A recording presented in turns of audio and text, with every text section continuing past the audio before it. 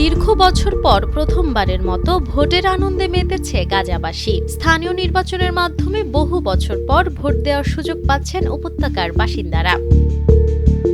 প্রায় 2 দশকের মধ্যে প্রথমবারের মতো স্থানীয় নির্বাচনে গাজার অন্তর্ভুক্তি রয়েছে। শনিবার বার্তা সংস্থা রয়টার্সের এক প্রতিবেদনে এই তথ্য জানানো হয়েছে। পশ্চিম তীরে অবস্থিত ফিলিস্তিনি কর্তৃপক্ষ বলছে, গাজার দেইর আল বালাহ শহরকে প্রতীকীভাবে অন্তর্ভুক্ত করার মাধ্যমে যুদ্ধবিধ্বস্ত এই অঞ্চলের ওপর তাদের কর্তৃত্বের দাবি আরও জোরালো হবে। ধ্বংসস্তূপে পরিণত গাজায় এখনও মৌলিক চাহিদা পূরণে সংগ্রামরত বাসিন্দারা ভোট দেওয়ার সুযোগকে স্বাগত জানিয়েছেন।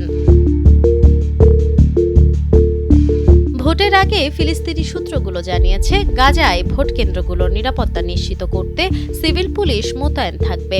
ফিলিস্তিনি কেন্দ্রীয় নির্বাচন কমিশন জানিয়েছে, গাজায় 70,000 সহ মোট 10 লাখের বেশি ফিলিস্তিনি ভোট দেওয়ার যোগ্য। ফলাফল শনিবার রাতের মধ্যে অথবা রবিবার ঘোষণা করা হতে পারে। Nafisa Nuwal, Times today.